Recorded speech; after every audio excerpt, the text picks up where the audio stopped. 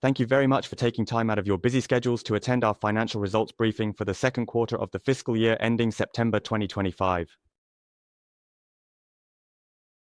I am Ryotaro Nakayama, the President and Representative Director.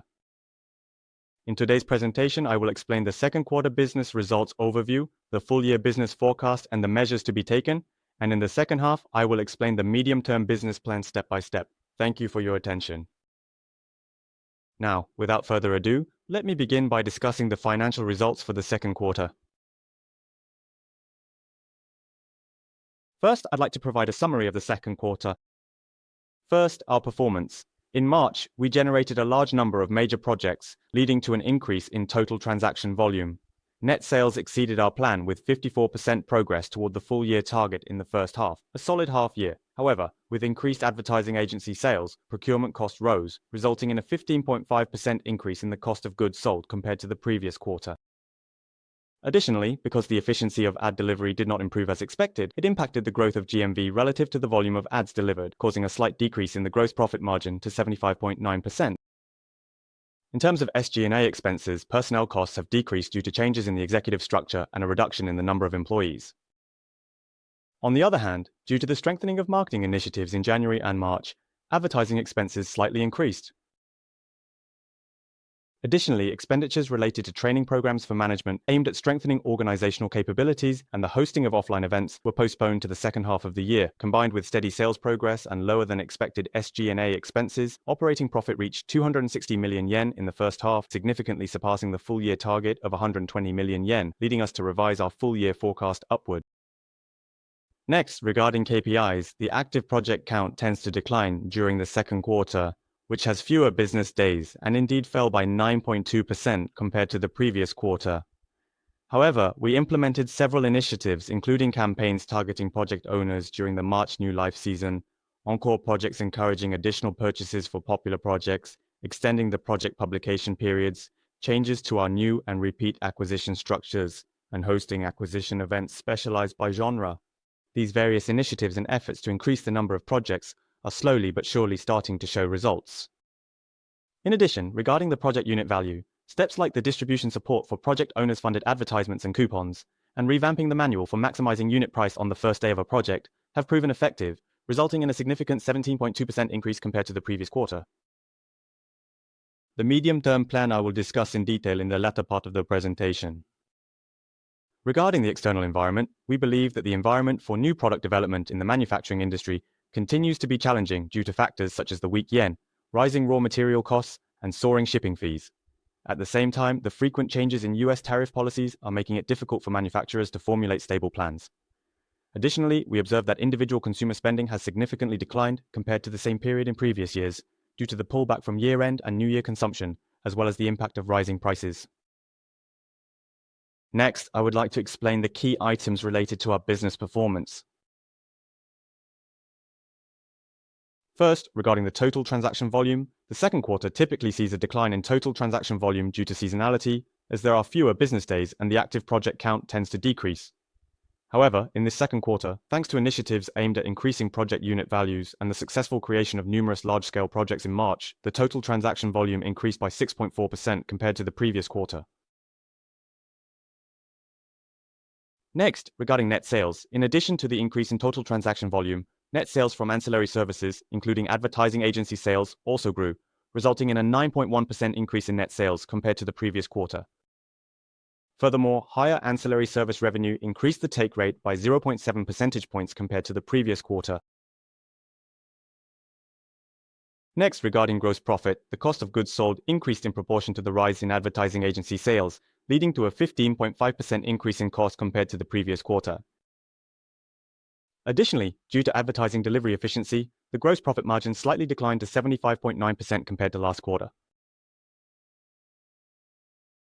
As for SG&A expenses, while total personnel costs decreased due to changes in the executive structure aimed at speeding up decision-making and strengthening on-site strategy execution, as well as controlling the total number of employees, advertising expenses slightly increased due to the reinforcement of marketing initiatives in January and March. Regarding operating profit, various investments related to human capital, including training programs for managers aimed at enhancing organizational capabilities, which had been planned as expenses for the first half of the year, as well as promotional expenditures related to the execution of offline events, were postponed to the second half. As a result, operating profit continued to significantly exceed the plan, reaching 160 million yen, following the trend from the previous quarter. The cumulative operating profit for the first half, combining the first and second quarters, amounted to 260 million yen. We believe this profit exceeds our expectations, partly due to the postponement of planned investments to the second half. For the investments that were delayed, we intend to make thorough preparations and carry them out in alignment with the investment plans for the second half. This item, which we consider our most important KPI, showed a decrease in the active project count. Due to the fewer business days in the second quarter, there tends to be a decline, and the number dropped by 9.2% compared to the previous quarter. The project unit value grew significantly, increasing by 17.2% compared to the previous quarter, due to the success of various support initiatives to improve unit prices.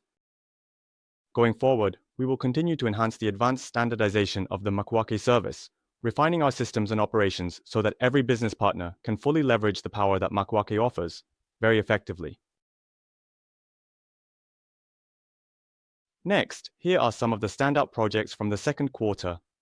Within Makuake, projects featuring high-priced items, particularly in the highly popular categories of gadgets, leather goods, and electric mobility, generated significant amount of support pre-orders. Usage among large corporations has also continued to expand, and across various genres, numerous attractive projects brimming with innovative ideas that appeal to consumers' specific preferences have been launched. Additionally, this project is strongly focused on the SDGs, and products born from the passion of those tackling social issues are contributing to the future by supporting cultural preservation, promoting employment, and protecting the environment. Next, I will discuss the earnings forecast for the fiscal year ending September 2025. As of the end of the first half, net sales reached 54% of the full year forecast, while operating profit exceeded 200% of the target. In addition to the generation of large-scale projects during the second quarter boosting net sales, a shift in expenditures led to lower than expected SG&A expenses in the first half, resulting in profits that significantly exceeded our forecasts. Regarding the investments that were delayed, we definitely intend to firmly carry them out in the second half to drive future growth. As I have thoroughly explained, based on the results of the first half, we have carefully revised our full-year performance forecast. We have set the full-year revenue at 4.04 billion yen, combining the first half results with the initial forecast for the second half. As for operating profit, taking into account the costs that were delayed from the first half as well as planned additional investments, mainly in AI, new businesses, and human capital management initiatives, we expect it to land around 310 million yen. Compared to the initial performance forecast, we have revised this term's projections to reflect a plus 6.3% increase in revenue, a plus 158% increase in operating profit, and a plus 314% increase in net profit. Compared to the previous fiscal year, net sales is expected to grow by 10.6%, and operating profit is projected to turn positive, improving from a loss of 62 million yen to a profit of 310 million yen. Additionally, we expect the operating profit margin to reach 7.7%. As for total transaction volume, following the decline in the second half of the previous fiscal year due to various environmental factors, the second half of this year will focus on implementing initiatives aimed at boosting year-over-year growth like the second quarter. Since the revenue structure has changed significantly from the end of last fiscal year to the beginning of this fiscal year, direct comparisons are difficult. However, by first establishing a minimum profit margin, we now aim to efficiently leverage our available cash to roll out the next phase of our strategy.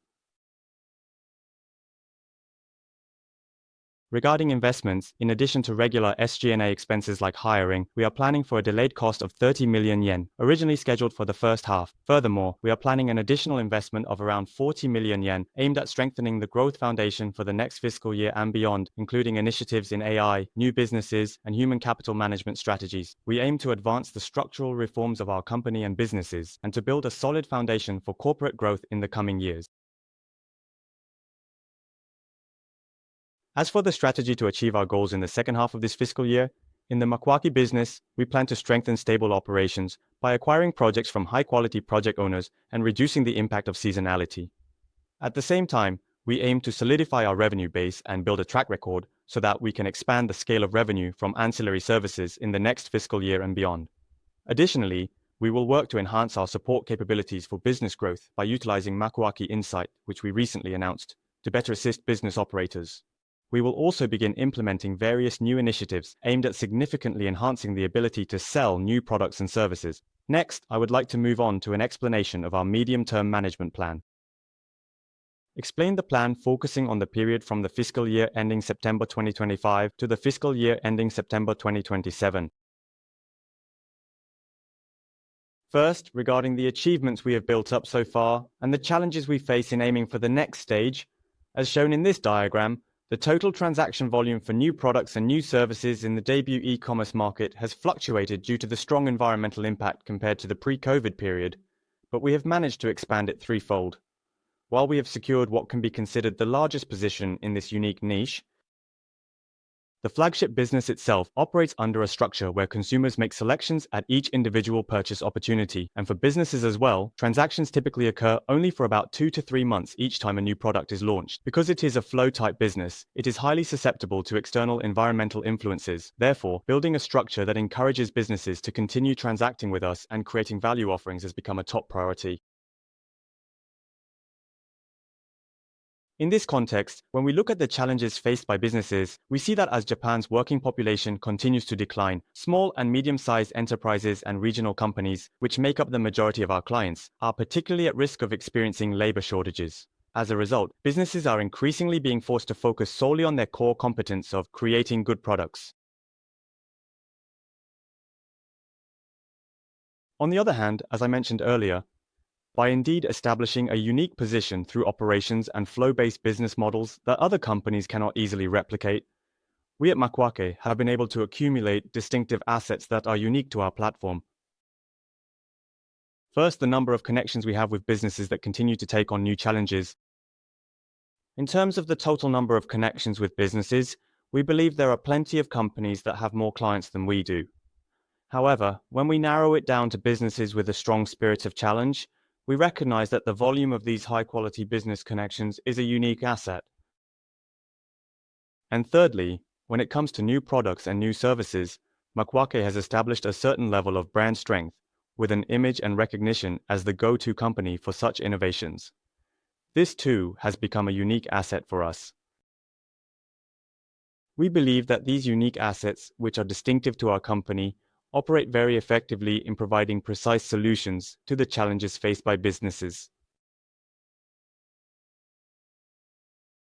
By leveraging these unique and valuable assets of ours to provide innovative solutions across the planned debut growth stages of a product, we believe that businesses will be able to focus on their core competencies in a seamless manner, while at the same time enabling us to support them efficiently and effectively over the long term.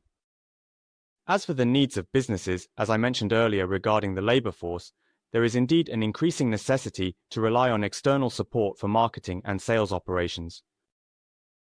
By combining the unique assets we mentioned earlier, those 3 key points, with the needs of businesses, we aim to provide end-to-end and comprehensive solutions for the plan, debut, and growth stages of their new products and services through data, marketplace, and know-how services. In doing so, we believe we can not only solve the challenges faced by businesses, but also build a unique structure that increases the number of touchpoints, long-term contracts, and sustained relationships with them. Through this transformation, we will shift from a corporate value model centered primarily on the debut of new products to one that continuously supports businesses from the plan stage through to growth with our insight capabilities at the core. By doing so, we aim to establish ourselves as a game changer with a unique and powerful selling capability in the vast retail distribution market. By using Makuake Insight, businesses can create and develop new product concepts with a high potential for success, and through surveys and interviews with users, they can further enhance the reliability of their concepts during the plan phase, such as adding more detailed feedback.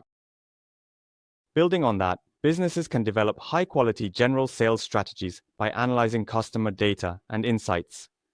Furthermore, in general sales, Makuake will leverage its capabilities to enhance product growth by providing additional support, such as facilitating sales on e-commerce malls, connecting with distribution wholesalers, and offering other promotional assistance. Then, by combining the data from general sales and feeding it back to businesses through Makuake Insight, they can identify areas for product improvement and develop ideas for new product planning. This enables the continuous looping of the plan debut growth cycle, what we call the PDG cycle within our company, using Makuake Insight. As a result, businesses can build a structure that consistently and effectively increases their sales and profits over time. This structure is actually referred to as information manufacturing and retailing at Uniqlo, but now even small local businesses can adopt a business model that was once only possible for such large corporations. At the same time, there are still many major companies that have not yet properly established their DX, digital transformation, or manufacturing and sales systems in this era. With this approach, even those companies can build a structure that enables them to successfully run consumer-facing product businesses. By continuously enhance our comprehensive services, we can significantly amplify Makuake's selling power, which we believe will lead to an increase in businesses that see the benefits of ongoing transactions with our company. Furthermore, this structure will also increase the number of attractive publications on the Makuake site, thereby enhancing its appeal to consumers who use Makuake, creating a synergistic structure that contributes to the growth of Makuake's flagship service itself. Based on these strategies, the step-by-step goals for each fiscal year are as follows. For the current fiscal year ending September 2025, we are focusing on rebuilding our revenue structure, strengthening our management foundation, and initiating new strategies. Then, for the fiscal year ending September 2026, we aim to fully launch investments into building a PDG cycle that will drive Makuake's renewed growth, grounded in the strength of our operating cash flow. Then, for the fiscal year ending September 2027, we aim to achieve a unique position within the domestic retail industry through the full operation of the PDG cycle, while also strengthening our influence in the market. In terms of revenue outlook, through business expansion in the plan and growth areas, we aim to increase the range of services provided to each client, thereby boosting revenue per client. At the same time, we intend to establish both flow-based and stock-based stable revenue structures. Our goal is to achieve 5.2 billion yen in net sales and 700 million yen in operating profit for the fiscal year ending September 2027, and to use this as a foundation for accelerating further expansion thereafter. We envision this as a midterm period of significant progress. As for the diagram, it is presented as a reference to help investors and other stakeholders form a broader image. So please understand that it may change depending on circumstances. In order to realize this plan, we believe that the growth and maximization of the capabilities of our people and organization are essential, and we are once again formulating a human capital management strategy. In particular, we recognize that improving productivity is an essential challenge, and we believe it is crucial to maximize the power of individuals and the organization through the development of systems utilizing AI in various operations and tasks, as well as through digital transformation, DX. Additionally, as we are still very much a venture company, we recognize that there are significant challenges in clarifying and instilling standards for work values and methods. We believe that by strengthening this area, we can greatly enhance our organizational capabilities. We also see improving the alignment between evaluations and compensation based on these standards as a key challenge. By addressing these challenges, we will significantly hasten the pace of improvements toward building the PDG cycle and effectively enhance the speed of upgrading new business initiatives, thereby establishing a unique position in the market. At the same time, we believe that this will lead to an increase in executive level and senior level talent, which will positively impact the enhancement of our corporate value. In line with the structure for enhancing human capital, we also intend to continue making unique investments that are characteristic of our company, specifically investments that sustain the strong passion of our officers and employees to support the sincere challenges undertaken by entrepreneurs, which serves as the source of their energy. For example, in the past, we have invested in real-world events such as factory tours, meetup events with project owners, and marché. Through these opportunities, we have created a structure where the source of energy for our officers and employees continues to be fueled. We intend to keep devising such unique initiatives of our company going forward. Through these efforts, we aim to furthermore realize and achieve our medium-term plans and make significant progress toward our vision. Rather than rushing to advance our human capital management strategy within just this fiscal year, we intend to firmly embed it within the organization by steadily following milestones like these. This fiscal year, we aim to first launch our medium-term human capital management strategy and initiate the formulation and dissemination of various work values and policy guidelines. In 2026, we envision that these policies are embedded, and education cycles based on these standards occur naturally at the front line. We also aim for employee engagement that increases with upgraded evaluation and compensation systems. Then, by fiscal year 2027, we aim to establish a state where the PDG cycle is autonomously driven and strengthened by the frontline teams, and where our ability to attract and retain top talent has significantly improved. Through this, we intend to build the organizational strength needed to support our next stage of growth. That indeed concludes my presentation. As I mentioned in the first half, I believe the first half of the year marked significant progress in the reform of our revenue structure. On the other hand, as I also mentioned, there are still many challenges we must overcome in order to better capture the needs of businesses. We will continue to execute our medium-term strategy toward that goal and establish a unique and original position in the vast retail distribution market, one that existing players have been unable to achieve. Through this approach, we aim to evolve from a company whose contribution was limited to merely maximizing debuts, into a continuous and valuable business growth partner for challenges. We aspire to take new steps toward realizing a world where what should be born is born, what should spread is spread, and what should remain is preserved. We would be truly grateful if you could look forward to and support our unique game-changing efforts in the retail distribution market. We sincerely appreciate your continued support.